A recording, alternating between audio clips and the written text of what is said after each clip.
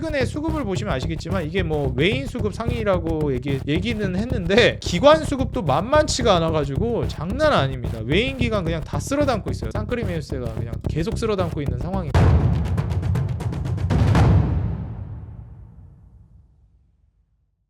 네, 반갑습니다. 주식장인 유튜브 구독자 여러분들, 주식장인입니다. 최근에 이제 계엄령 사태가 있고 나서 이제 환율 방어가 훨씬 더 좀 어려워지고 있는 시점으로 가고 있습니다. 지금 제가 이제 금요일자로 장중에 지금 영상을 또 찍고 있는데, 제가 방송 갔다 오고 나서 또 이제 시장을 한번 쭉 살펴봤는데 점점 또 안 좋아지는 모습이 나와주고 있습니다. 시장 자체도 중간에 한번 좀 급락이 나오기도 했고요. 그리고 환율 자체가 이제 계엄령 사태가 처음 터졌을 때 아무래도 이제 우리나라는 장이 열리지 않은 상황이었죠. 밤이었기 때문에. 그때 이제 이 환율 자체가 굉장히 많이 치솟아 올랐고 1440원을 뚫고 올라가는 모습을 보여줬고, 뭐 빠르게 이제 조기 종료가 되면서 그 다음날 이제 증시가 좀 조정이 나오기야 했지만 환율은 1400원 뭐 초반 요 정도 수준에서 안정이 됐습니다. 근데 점차적으로 올라가더니 뭐 1420원 정도 오늘도 지금 이제 진행이 되고 있는 상황입니다. 환율이 계속해서 올라가고 있고요. 제가 말씀드리지만 지금 한국에서 뭐 외국인 자금 이탈에서 그칠 게 아니라 이 우리나라 국민들조차도 지금 한국에서 돈을 빼고 있다는 게 굉장히 중요합니다. 우리가 지금 외국인과 더불어서 자국 국민까지 돈을 빼고 있다는 거, 뭐 미국 주식으로 많이 가고 있기도 하고, 뭐 우리나라 사람들 사이에서는 심지어 뭐 조롱 섞인 표현을 하기도 하잖아요. 아직도 한국 주식하냐 이러면서.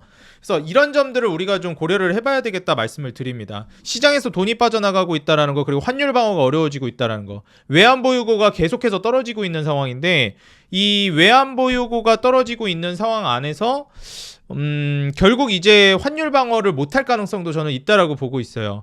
그랬을 때 외국인 매도러시 뿐만 아니라 우리나라 국민들이 이제 매도러시, 그리고 여기서 더 심해지면 이제 반대 매매까지 진행이 될 가능성이 높습니다. 이 반대 매매가 이제 폭발적으로 터지기 시작하면 그때부터 이제 시장이 급락으로 떨어질 가능성도 높아지는 거라서 이 부분은 우리가 좀 각별히 주의를 해야 된다라고 말씀을 드리고 싶어요. 그럼에도 불구하고 지금 현재 이 급락하는 시점에 외국인이 이렇게 시장이 무너지고 있는 단계에서 쓸어담는, 다시 말해서 좀 과한 하락이 나오고 있다라고 보는 거죠. 한국 같은 경우에. 왜냐하면 대외적인 이 정치적 변수가 있다 보니까. 그리고 외국인들 사이에서도 아마 이제 우리나라 국민들 사이에서는 물론 심각한 건 맞지만 외국인들이 보는 시선에서는 우리가 느끼는 것보다 더 과하게 위험하다고 볼 수가 있어요. 왜냐하면 우리가 보더라도 지금 현재 여기서 살고 있는 사람은 현실감 있게 이게 좀 어느 정도 분위기다라는 걸 알 수가 있는데, 사실 이 해외에서 우리나라를 보는 시각은 좀 더 큰일 났다라고 볼 수가 있는 겁니다. 왜냐면은 뉴스에서는 좀 자극적인 거, 그리고 단편적인 모습만 보기 때문에 실제 분위기를 잘 모르거든요. 와, 진짜 저거 뭐 혁명이 일어나는 거 아니야 한국에서? 그리고 지금 뭐 진짜 군사적인 뭐 이런 일까지 생기는 거 아니야? 이렇게까지도 이제 해석을 해볼 수 있습니다.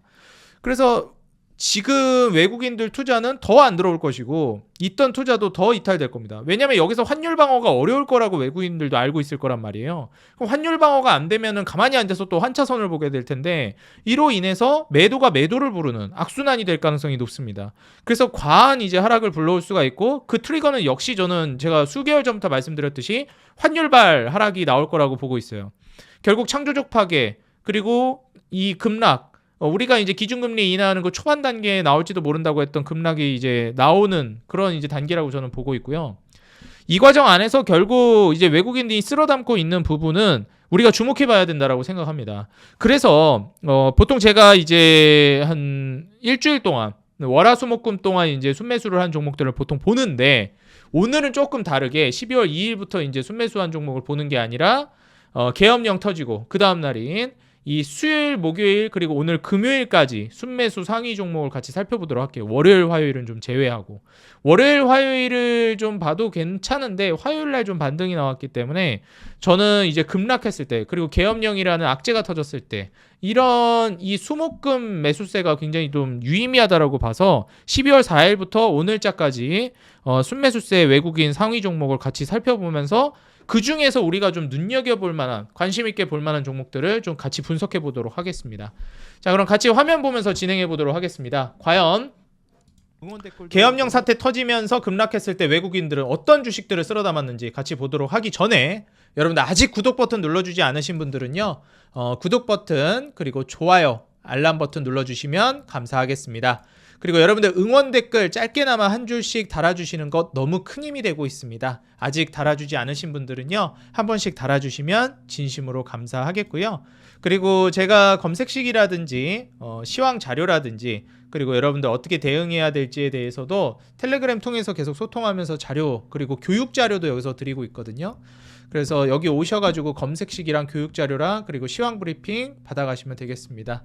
하단에 더보기란에 링크 남겨놓을 테니까요. 편하게 오셔서 도움받아 가시기 바라겠습니다. 자, 그러면은 본격적으로 시작해 보도록 하겠습니다. 제가 앞서서 말씀드렸듯이 이제 자금이 이탈되고 있다라고 말씀드렸는데 여기서 이제 그나마 긍정적으로 볼 만한 부분은 신용이 굉장히 낮아지고 있다라는 거예요. 신용 물량 자체가. 그래서 아무래도 시장이 대시세를 가기 전에 가볍게 만들고 있는 상황이다라고 보여지고요. 제가 용수철 원리를 항상 말씀드리잖아요. 강하게 누른 만큼 강하게 튀어오르는 그런 모습을 보여주기 전 단계라고 보고 있습니다. 환율 자체가 이제 1420원 근처까지 이제 다시 점진적으로 올라가면서 계속해서 이제 환율 방어가 좀 어려워지고 있는 시점이다.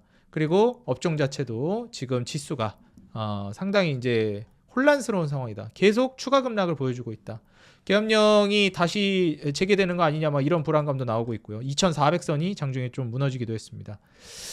이 과정 안에서 이 급락했을 때 외국인들이 담은 종목 첫 번째 종목은 SK하이닉스입니다. 일단 SK하이닉스 같은 경우에는 제가 조금 아쉬운 거는 AI라는 카테고리가 이미 지금 미국에서도 계속 끊이지 않고 부각이 되고 있어요. 미국에서도 이제 AI 모멘텀이 죽지를 않고 엔비디아 얘기가 계속 나오다 보니까 뭐 엔비디아 주가도 정말 탄탄하고요. 그러다 보니 이거 뭐 AI가 시들지를 않는다. 너무 잘 간다. 계속해서 이런 얘기가 나오는 것이고 그리고 미증시도 나쁘지 않고요. 그러다 보니 AI 관련된 종목들이 올라갈 것이다 얘기가 나오고 있고 거기에 따라서 SK하이닉스 외국인들의 이제 매수세가 강력히 나와주고 있습니다. 그래서 사실상 이제 최근 매수세 중에서 SK하이닉스 매수세가 가장 강력한 이제 매수세 들어온 종목 중에 하나라고 보시면 될 것 같아요. 삼성전자는 거듭 말씀드렸듯이 1등을 뺏긴 기업입니다.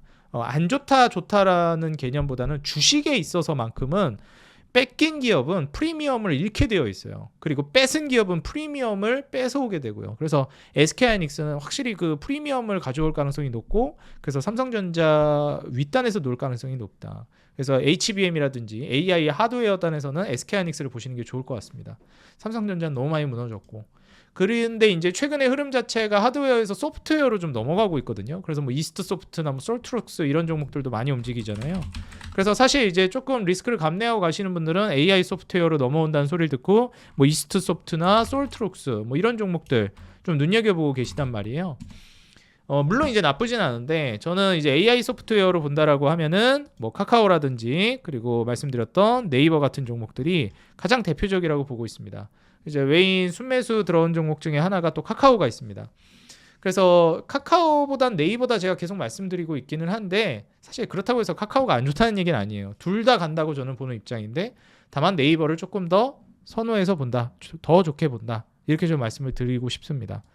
그다음에 이제 하나 에어로스페이스를 지금 외인들이 최근 3거래일 동안 이제 좀 담고 있는 상황인데 사실 방산 관련해서도 지금 불안정성이 많이 올라가고 있는 시점인데 하나 에어로스페이스는 제가 봤을 때는 너무 대장주다. 말씀드렸듯이 한국항공우주나 이런 쪽을 보는 게 조금 더 안정감이 있을 것 같고 대장주라 갈 때 더 가기야 하겠지만 떨어질 때도 훨씬 더 많이 떨어지기 때문에 그런 불안감은 좀 있다라고 보는 게 좋을 것 같아요. 하지만 이제 외인 매수세는 상당히 이제 금액 기준으로 높게 들어오고 있다 보시면 되겠고요. 그 다음 AI의 연장선상인데 지금 미국에서 AI 데이터 센터 수요가 계속 늘어나고 있습니다. 근데 이제 중요한 게 AI라는 모멘텀이 계속 활성화되고 있고 이거는 일론 머스크 쪽에서도 육성을 하려고 하고 있잖아요. 그래서 AI가 간다는 것도 알겠고 하드웨어에서 소프트웨어로 간다는 것도 알겠는데 AI를 가동시키고 돌리려면 결국 데이터 센터가 제대로 확보가 돼야 됩니다. 근데 데이터 센터만 확보돼야 되는 게 문제가 아니라 이 데이터 센터 자체가 AI를 돌릴 정도가 되려면 굉장히 많은 전력을 필요로 한다는 거죠. 그래서 뭐 전력 인프라라든지 변압기 이런 종목들이 수급이 많이 들어오고 있고 더 나아가서 그 에너지를 어디서 충당할 것이냐 그래서 지금 미국의 빅테크 기업들 뭐 구글의 모회사 알파벳이라든지 그다음에 아마존이라든지 이런 기업들이 원전 기업들하고 계속 계약을 체결하고 있죠. SMR 관련된 기업들하고. 그래서 이제 원전은 우리나라 이제 정치적 불확실성 때문에 좀 조정 나오는 게 있는데, 왜냐하면 현 정권에서 이 원전 사업을 굉장히 밀었는데 지금 뭐 탄핵 얘기 나오고 이러니까 그 정책 제대로 진행되는 거 맞냐 불안감이 생기는 것 같아요. 근데 우리나라 안에서만 국한돼서 놓고 보면 그런데 뭐 원전이라는 게 제가 계속 두산에너빌리티를 강조드리잖아요. 그러니까 이런 기업들은 다 해외 기반이거든요. 그러니까 해외 수주를 기반으로 성장하기 때문에 물론 대외적인 변수로야 우리나라가 지금 싱숭생숭한 건 맞지만 해외에서의 수요 자체는 계속 있을 거로 보고 있습니다. 어찌됐건 현대일렉트릭이 그래서 외국인 순매수가 상당히 들어온 종목이고, 이런 상황에서는 추가적인 상승은 나올 수 있다고 봐요. 근데 저의 이제 생각을 말씀드리자면 현대일렉 같은 경우에 지금 투자하기에는 좀 소외구라거나 고수들의 영역이라고 보여집니다. 너무 많이 올라가기도 했고요.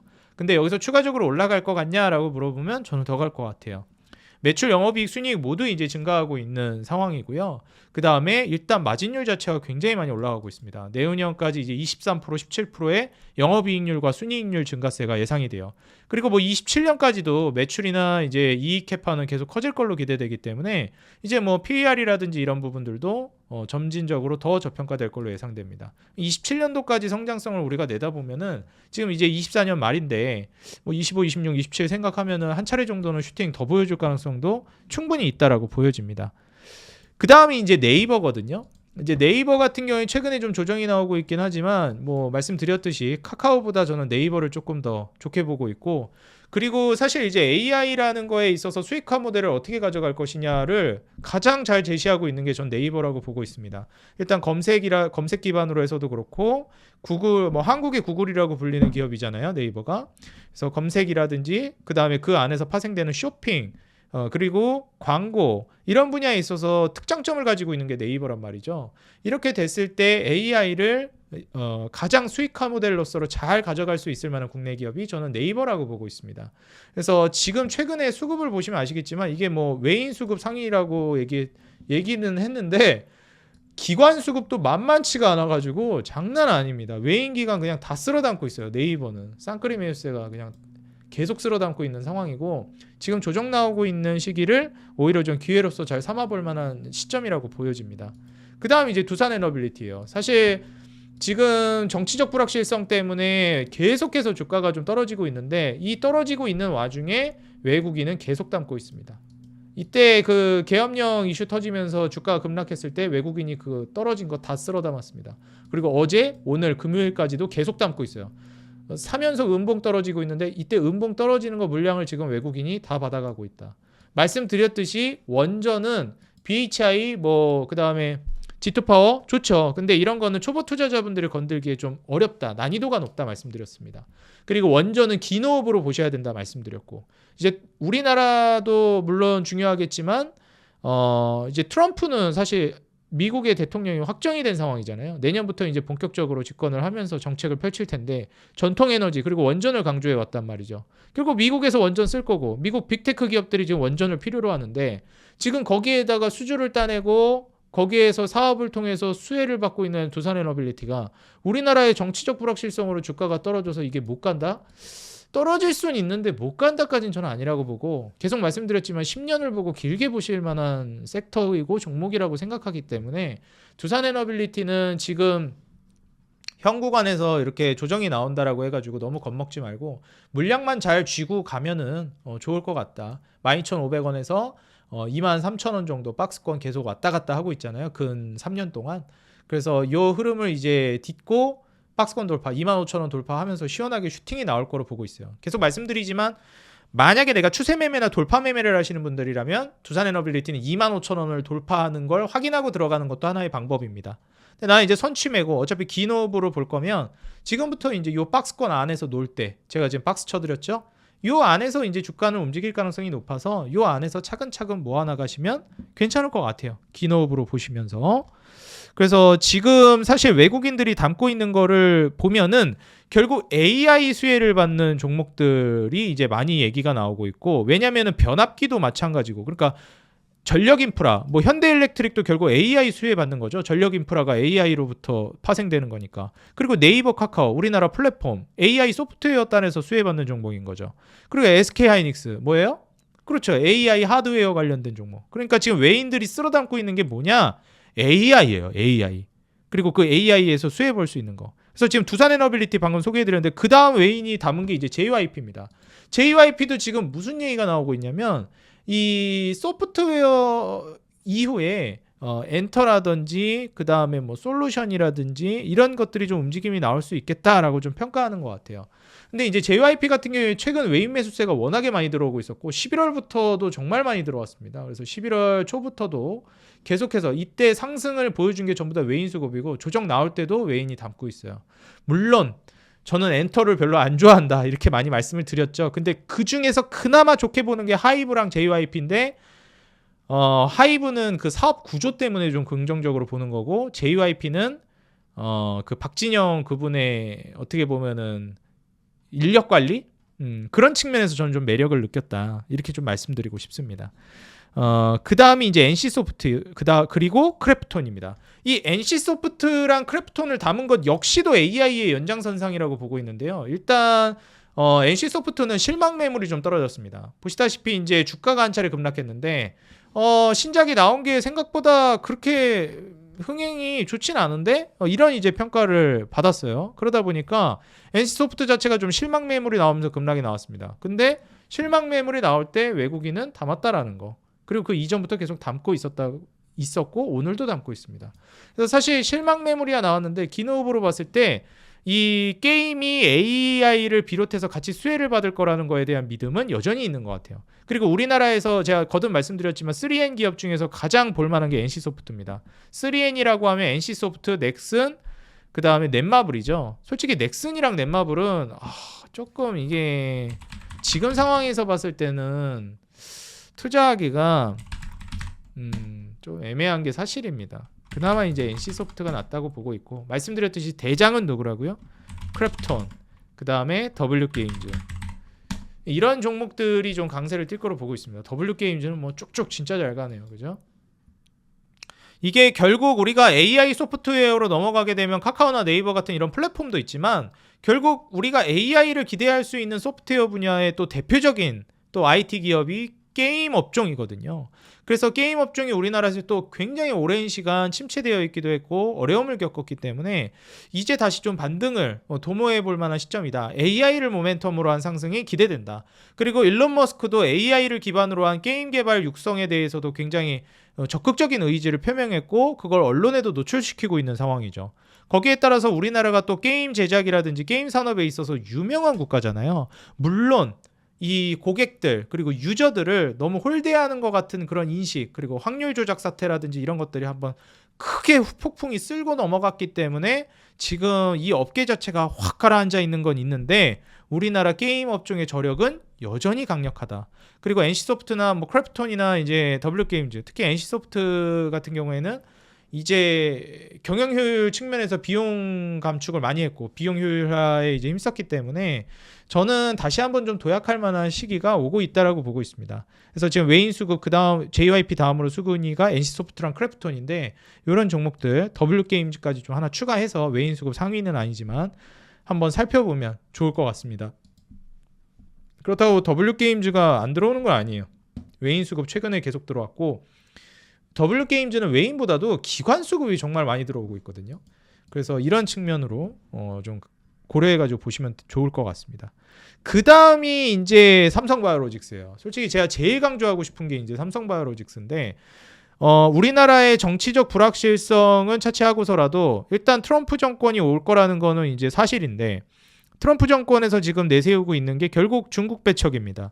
그리고 자국 우선주의. 근데 여기에서 중요한 게 트럼프에서 수혜를 받을 수 있는 제약바이오의 특징이 일단 첫 번째가 생물보안법이고 두 번째가 약가 인하예요. 생물보안법 같은 경우에 뭐 트럼프가 아니었어도 진행이 될 사실이었죠. 왜냐하면 중국 배척은 바이든 때도 계속 해왔던 거고 그리고 바이든 때 많이 내세웠던 게 제조업뿐만 아니라 이제 치포 동맹이니 하면서 반도체 쪽에서 중국을 계속 배척시키려고 했죠.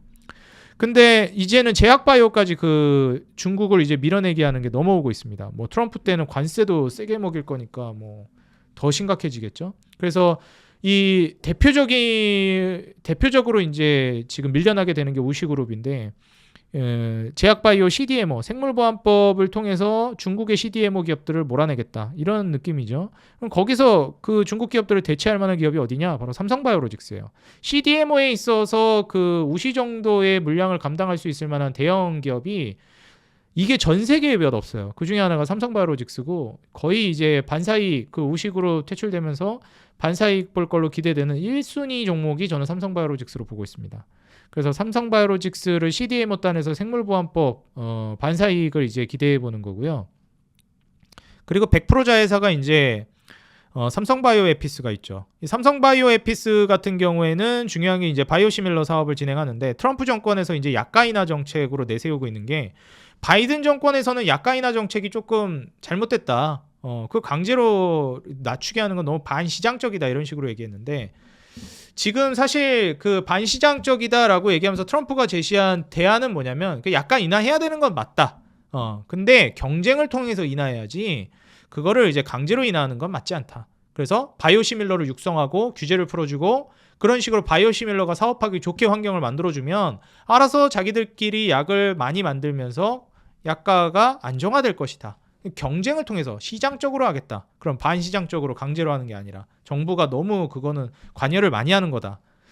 저는 뭐 트럼프 말이 맞다고 생각하거든요. 그래서 바이오시밀러 육성책에 따라서 수혜를 볼 거로 기대되고 있습니다. 삼성바이오에피스가. 덩달아서 모회사니까 같이 수혜 받겠죠.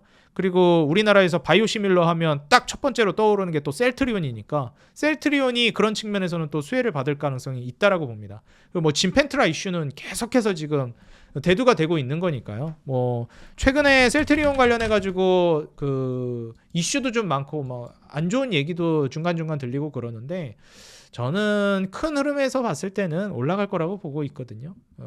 그래서 셀트리온이나 뭐 삼성바이오로직스, 특히 삼성바이오로직스는 저는 제약바이오의 성장성을 길게 봐도 좋게 보고 있기 때문에 투자자 여러분들, 우리 구독자 여러분들이 꼭 주목해 봤으면 좋겠어요.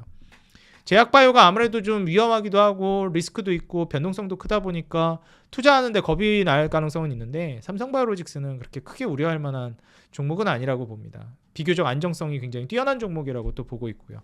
그래서 삼성바이오로직스 같은 경우에는 지금 기준금리 인하 기조가 바뀌진 않을 거라고 본다는 입장에서는 계속해서 성장을 해나갈 거로 보고 있어요.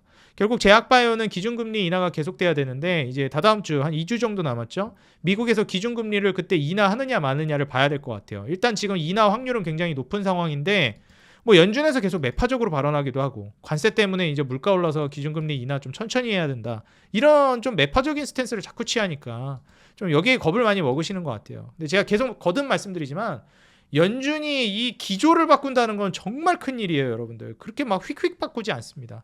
인하 기조는 계속될 거예요. 그리고 물가에 대해서도 얘기하잖아요. 물가 충분히 안정될 거다. 그러니까 물가 걱정하지 말아라. 이건 결국 무슨 뜻이에요? 물가 때문에 기준금리 인하 못해. 이런 식의 스탠스는 나오지 않을 거라는 걸 우리가 유추해 볼 수 있는 거거든요. 다만 이제 불경기가 왔을 때 쓸 수 있는 카드를 아껴두려고 하는 것도 있는 것 같아요. 왜냐면 미국은 괜찮으니까 우리나라는 힘들지만. 그래서 미국이 한번 증시가 무너졌을 때 기준금리를 확 이제 공격적으로 내릴 가능성이 있다고 보고 있고 그런 관점에서 제가 보기에는 미국이 한번 부러질 것 같다는 거예요. 지금 연준에서도 계속 미국이 부러지기 전까지는 인하를 공격적으로 할 생각이 없는 것 같아요. 근데 인하하다가 지금 미국이 또 돈을 엄청 빨아들이고 있잖아요. 한번 부러질 것 같아요. 너무 거품이 많이 끼고 있어요. 원래 약달러 기조로 가면서 돈이 풀려나가야 되는데 좀 아시겠지만 이게 아직까지도 좀 조정이 나왔다 하지만 달러 인덱스가 여전히 높아요. 높은 상황이에요. 솔직히 말해서. 기준금리 인하하고 있는 거에 비해서는 쭉 빠지고 있어야 되는데 잘 버티고 있죠. 이러다 만약에 또 치솟아 오른다? 이것도 이제 문제예요. 그리고 여기서 하나 더 살펴봐야 될 게 이렇게 달러 인덱스가 그래도 안정은 됐는데 더 치고 올라가고 있진 않잖아요. 좀 조정 나오고 횡보하고 있는데 우리나라 환율은 계속 고점 뚫고 올라가고 있다는 거예요. 그러니까 이거는 강달러 때문에 어쩔 수 없이 환율은 상대적인 거라 환율이 올라가는 거다. 이렇게 해석해 볼 수는 없는 거예요. 지금 원화 가치가 뚝뚝 떨어지고 있는 겁니다. 해외에서도 사실 신뢰도를 잃고 있는 상황인 거죠. 지금 정치적 리스크 때문에. 그러니까 이게 달러 인덱스가 안정이 되고 있는 과정인데 사실 물론 여전히 높지만 그런데도 원달러 환율이 계속 치솟아 오르는 거는 이거 환율 방어가 제대로 되고 있다라고 볼 수 없는 거고 지금 외환 보유고를 통해서 계속해서 방어를 하고 있는데 이게 지금이야 되지 당연히 그죠? 이게 앞으로도 될 거라는 보장이 없다는 거예요. 이 불확실성이 계속 길어지게 되면은 그때 이 심리가 그냥 패닉으로 바뀌어버리는 순간은 진짜 한순간이거든요. 그런 게. 반대매매 터지면서 조금만 급락 떨어지면서 그때 패닉으로 완전 다 팔아제끼면은 시장에서 돈을 싹 빼버립니다. 그럼 이제 환율 그냥 확 쳐버리는 거예요. 그럼 그때는 이제 감당이 안 된다. 그게 무조건 온다는 건 아니지만 그럴 가능성을 지금 시장이 충분히 품고 있어요. 그럴 가능성이 너무 높고. 그래서 이거는 우리가 좀 준비해야 될 만한 자연재해 같은 거다. 폭우가 쏟아질 것 같다. 그러면 우산 준비해야죠. 그죠?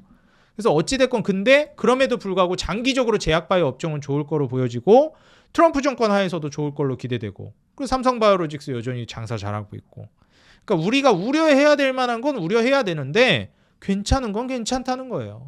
말씀드리지만 그래서 삼바 뭐 셀트리온 SK바이오팜도 저는 뭐 여전히 좋게 보고 있습니다. 여전히 좋게 보고 있고 장기적으로는 올라갈 가능성이 굉장히 높다고 봐요. 그래서 이런 종목들을 중심 축으로 보고 뭐 말씀드렸듯이 다른 종목을 조금씩 첨가하는 게 좋겠다는 겁니다.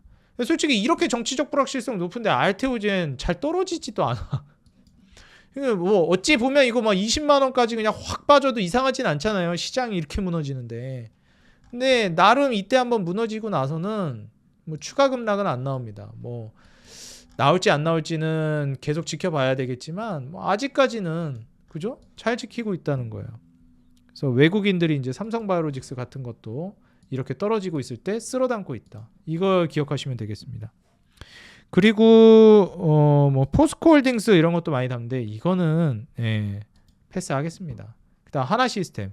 이제 하나시스템이랑 하나에어로스페이스 같은 이런 그 하나그룹 방산주 위주로 이제 외인들이 빠질 때 담고 있는데 역시 이제 그 방위비 부담이 계속해서 트럼프 정권에서 올라갈 걸로 보고 있고 한국에서 방산하면은 하나그룹이 제일 유명하잖아요. 하나오션도 사실 조선이지만 군함 쪽에서 이제 특장점을 보이고 있고 그래서 지금 뭐 하나시스템이니 하나에어로스페이스니 하나그룹의 방산주 위주로 외국인들 매수세가 좀 들어오고 있다라고 보시면 될 것 같아요. 에코프로도 좀 무너지고 있는데 2차 전지는 가급적이면 좀 안 보시는 게 어떨까 말씀드리고 싶습니다. 그리고 삼성전기가 매수세가 들어오는데 이거는 좀 반등 줄 때까지는 기다려봐야 될 것 같아요. 아직은 외국인 매수세 들어왔다고 이거를 좀 주의 깊게 볼 만한 단계는 아니라고 봅니다. 그다음 이제 하나인더스트리얼 솔루션즈나 이제 현대로테 마찬가지 방산주죠. 방산주 매수세가 좀 들어온다. 그다음이 대한항공입니다.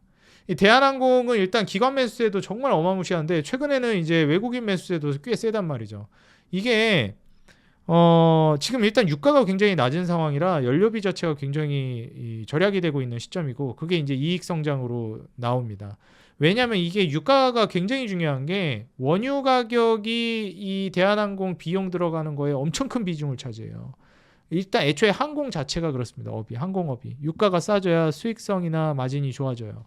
그래서 지금 보시게 되면 대한항공 같은 경우에는 매출이나 영업이익 순이익이 전반적으로 증가하고 있는 시점이고 이제 마진율도 11% 정도까지 떨어졌었는데 이제 뭐 한 12% 정도까지 다시 회복되고 그 다음에 순이익률도 뭐 거의 8% 근처까지 올라갈 걸로 기대되고 있습니다. 뭐 PER, PBR이 1.0 아래로 떨어지고 뭐 6배 막 이러니까 이 정도면은 나쁘지 않다라고 보는 거죠. 외형 확장이 되고 있는데 마진율 뭐 점진적으로 조금씩 올라가고 있는 단계에서 저평가되어 있으니까. 그리고 제가 제일 중요한 걸 말씀드렸죠. 불경기에 외형 확장을 한 경기민감 업종은 호경기가 왔을 때 엄청난 포텐셜을 보여준다고. 이제 불경기인 거 누가 봐도 다 맞는 부정할 수 없는 사실이잖아요. 이런 불경기 속에서 아시아나의 화병이 정말 긴 시간 끝에 지금 3년 만인가 4년 만인가 잘 마무리가 됐고 그리고 바닥을 딛고 고개를 들고 있고 수급 돌아오고 있고 실적 외형 확장됐고 거기에 따라서 마진율 올라갈 거고 저는 뭐 앞으로 계속 좋지 않을까 예상이 되거든요. 그래서 대한항공 같은 종목은 여러분들이 한번 계속해서 좀 보시는 게 어떨까 좀 생각이 됩니다. 근데 역시 지금 시장에서 가장 주목하고 있는 건 AI다. AI 하드웨어가 됐건 소프트웨어가 됐건 실제로 외인 이제 매수 들어온 것 중에도 지금 테크윙도 있다. 이렇게 보시면 되겠습니다. 네, 아무래도 테크윙보다는 여러분들 SK하이닉스를 보시는 게 낫고 SK하이닉스도 좋지만 소프트웨어로 돈이 이동하고 있으니까 카카오나 네이버를 보시는 게 좋겠고 그 중에서도 네이버를 보시는 게 좀 더 좋을 것 같다. 이렇게 말씀드립니다. 그리고 게임은 NC소프트나 크래프톤을 보시는 게 좋겠고 원전은 두산에너빌리티. 다 이게 외국인들이 지금 쓸어 담고 있는 종목들입니다. 그리고 역시나 제약바이오는 삼성바이오로직스 잊지 마시라. 아마 시장 계속 무너져도 삼성바이오로직스는 계속 살 가능성이 높아요. 외국인도 그러고 기관도 그러고. 그래서 조정이 크게 이제 나오면 시장이 완전히 말 그대로 무너져 버리면서 조정이 나오면 그땐 정말 큰 기회고 지금부터는 소액이라도 담아 나가시는 게 좋아요. 삼성바이오로직스는. 제가 말씀드렸죠. 계속 진짜 나는 그냥 다 모르겠고 너무 초보다. 그럼 그냥 삼성바이오로직스부터 시작하는 거 괜찮다 이거예요. 제약바이오. 그리고 제약바이오를 제가 계속 강조하고 있잖아요. 원픽으로 거의 강조하고 있고 장기적으로도 좋을 것이다. 단기적으로 흔들리면 같이 흔들리지 마시고 기회를 보시라. 그래서 여전히 저는 앞으로도 제약바이오는 거의 원픽에 자리 잡을 걸로 보고 있고요. 지금 뭐 정치 테마주 엄청 올라가잖아요. 정치 테마주나 뭐 그다음에 경영권 분쟁이나 뭐 각종 투자자들 막 현혹시키는 섹터들이 급등락하는데 그런 거 하지 마세요. 정치 테마주 이런 것도 진짜 그거는 게임한다는 생각으로 하세요. 나 그냥 카지노 왔다 이런 개념으로 접근하는 게 맞지. 그걸로 진짜 제대로 돈을 번다 이런 개념으로는 접근법이 조금 그렇습니다. 난이도도 높고 일단 주식을 그런 식으로 접근하는 게 건강하게 실력을 키우기가 어려워요. 정치 테마주 건드리기 시작하면 이제 사람이 또 완전 그 도박적인 마인드로 바뀌어 버리거든요. 그래서 그런 점을 감안해 봤을 때는 지금 삼성바이오로직스가 사실 매출도 3조 7천억 정도 23년도에 이제 기록했는데 올해 4조 4천억대로 증가하고 내년 5조, 내후년에 이제 거의 6조 가까이 나올 걸로 예상됩니다. 27년도는 이제 7조 정도 나올 걸로 기대된단 말이에요. 영업이익도 이제 27년도에 2조 정도. 근데 23년도에는 8천억대. 올해 드디어 순이익이 1조 벽을 뚫는 시점이거든요. 근데 이제 27년도 되면은 영업이익 2조를 넘길 걸로 기대되는 거죠. 와, 이게 대단합니다. 작년에 영업이익 1조를 넘었어요, 드디어. 순이익은 올해 1조를 넘길 걸로 기대되고. 근데 이제 2조를 넘어갈 걸로 기대되니까 아니 1조를 넘긴 지가 23년이면은 작년이면은 얼마 안 됐잖아요. 영업이익 1조 벽을 뚫은 지가 얼마나 됐다고? 벌써 2조를 내다보고 있어요. 이게 대단한 겁니다. 진짜 성장 속도도 말이 안 돼요. 말씀드렸잖아요. 이 정도 몸집이 되는데 지금 영업이익률이랑 순이익률 마진율이 30% 근사치 그리고 20% 중반 정도에 찍힐 걸로 기대된다는 거죠. 그 근처에서 놀고 있고 그 마진율 자체도 진짜 말이 안 돼요. 그러니까 이게 저평가 정도로 가기 시작하면 뭐 26년도 기준으로는 47배 PER이라고 얘기하지만 얘 파이프라인 가지고 있는 것도 있고 그 다음에 이제 27년도 2조 영업이익을 내다본다라고 하면 2조 1,700억 정도 기대되는데 그 정도 캐파를 이제 기대해 본다라고 했을 때 과연 47배로 될까? 저는 이렇게 그렇게 보는 거죠. 그래서 지금 현 시점에서 제가 거듭 말씀드리지만 뭐 8, 90만 원대의 삼성바이오로직스는 여전히 계속 매력적이고 앞으로도 매력적일 가능성이 높다. 우리나라가 나아가야 될 산업의 방향성이 결국 고마진율 마진율이 높은 산업으로 가야 하는데 뭐 AI에서는 게임 플랫폼 이렇게 볼 수 있는 거고 특히 제약바이오가 대표적이다. 그리고 우리나라 대기업들이 제약바이오를 딱 찍었잖아요. 그리고 나라 차원에서도 육성을 하려고 하고 있고 그러다 보니까 다른 업종들과는 완전 이 스케일 자체가 다를 거예요. 지원받는 규모도 다르고 그래서 반도체 다음 대한민국 국부를 이끌어갈 게 저는 제약바이오라고 보고 있거든요. 그래서 그 중에서 가장 대표 종목이 또 삼성바이오로직스니 저는 또 최근에 삼성전자가 많이 어렵잖아요. 얼마나 삼성바이오로직스를 더 기를 쓰고 육성하려고 할지 사활을 걸지 않을까 저는 생각하거든요. 그래서 삼성바이오로직스의 상당한 수급이나 그리고 이쪽으로의 사업적 시너지도 계속 나올 걸로 기대되고 있는 시점입니다. 그래서 지금 오늘 제가 외국인 수급 상위 종목 중에서 몇 가지를 짚어봤는데요. 제가 보기에는 사실 SK하이닉스나 네이버, 두산에너빌리티, 그리고 NC소프트 크래프톤, 삼성바이오로직스 이 정도 종목들 특히 뭐 게임은 크래프톤이죠. NC소프트도 좋지만 그래서 더 줄인다면 삼바, 그 다음에 크랩톤, 그 다음에 뭐 두산에너빌리티, 네이버, 뭐 요 정도를 정말 이제 좀 중요하게 보실 만한 괜찮은 종목이라고 보고 있습니다. 물론 앞서 언급드렸던 SK하이닉스나 카카오나 현대일렉이나 이런 종목들도 좋아 보이고 JYP나 NC소프트, 하나시스템 다 괜찮아 보이지만 여기가 방금 말씀드린 4개 종목이 훨씬 더 좀 강력한 포텐셜을 가질 수 있을 거라고 보고 있어요. 하나를 더 보자면 대한항공. 대한항공은 호경기를 우리가 기다려야 한다. 그러니까 지금 경기가 되게 안 좋은 게 분위기가 바뀔 때까지 기다릴 줄 알아야 한다. 당장은 어려우니까. 근데 주식은 항상 선반영이라 생각보다 빨리 올라갈 수 있어요. 최악이라고 생각될 때 이미 올라가고 있습니다. 경기 민감 업종은. 그래서 그런 관점에서 대한항공까지 굳이 추가로 더 보자면 그런 5개 정도. 그래서 이렇게 보시면은 괜찮을 것 같아요.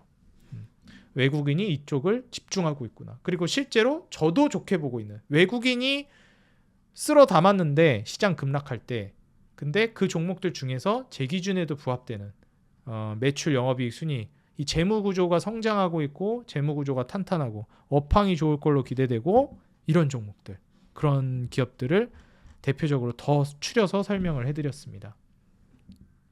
사실 증시가 무너지고 있을 때 제가 절반 정도의 공격성, 절반 정도의 현금을 계속 가져가시는 게 중요하다 말씀드리는데 시장은 당분간 계속 어려울 것 같아요. 한국 증시는. 그리고 미국도 한번 부러질 가능성이 있다고 보고 있고 이런 관점에서 봤을 때는 이런 알짜 종목들, 외국인들이 집중하고 있는 종목들을 어느 정도 이제 담아 나가면서 현금을 잘 비축해 두시는 게 굉장히 중요하겠습니다. 이번 시기가 지나가게 되면 제가 항상 말씀드렸던 창조적 파괴, 급락 이후에 용수철 원리로 크게 튀어오르는 장이 나올 겁니다. 이거는 뭐 급락이 나오면 거의 수직 상승하는 증시 상승이 나올 거고요. 그리고 점진적으로 무너지게 되면은 아마 차근차근 점진적으로 장기적인 우상향이 나올 가능성이 높습니다. 저는 개인적으로 이제 폭락했다 폭등한다 이런 거보다도 아무래도 이제 좀 점진적으로 계속 올라가는 게 좋긴 해요. 왜냐면 그 시간을 충분히 오래 누릴 수가 있으니까. 그래서 많이 오르는 것도 중요한데 이 오르는 기간이 긴 게 되게 중요하거든요. 그게 되게 좋아요. 매매하기에. 오르는 기간이 긴 게. 저는 좀 기왕이면 그렇게 갔으면 좋겠는데 우리나라는 뭐 그런 식으로 잘 안 가는 거 우리 구독자 여러분들도 아시죠? 어떤 돌발악재 터지면서 그냥 박살이 나야 또 급등하고 그리고 또 이제 몇 년 그냥 흐지부지 이제 어려운 장 펼쳐지다가 또 박살나고 급등하고 이 비슷한 패턴 계속 반복되지 않습니까? 그 트리거가 저는 원달러 환율이라고 보고 있기 때문에 이 점을 꼭 주의해서 보시면 좋을 것 같습니다. 네, 오늘 영상 여러분들 도움이 됐다 하시는 분들은요. 아직 구독 안 눌러주신 분들 여러분들 사랑에 입어서 구독자 여러분들 많이 눌러주시고 계십니다. 구독과 알람 버튼 눌러주시고 좋아요 버튼 한 번씩 눌러주세요. 그리고 여러분들 응원 댓글이 제가 여러분들에게 자료조사하고 영상 제공해 드리는데 너무 큰 힘이 되고 있습니다. 꼭 한 번씩 짧게나마 달아주시면 감사하겠습니다. 그리고 텔레그램에다가 제가 여러분들께 이제 무료로 자료 제공 계속해서 해드릴 테니까 오셔서 도움받아 보시기 바라겠습니다. 더보기란에 링크 두도록 하겠습니다. 저는 지금까지 주식장인이었고요. 항상 우리 개인 투자자 여러분들의 수익 그 하나만을 위하여 여러분들이 돈을 벌어야 제가 돈을 번다는 모토로 정진해 나가도록 하겠습니다. 지금까지 주식장인이었습니다. 감사합니다. 행복한 하루 되세요.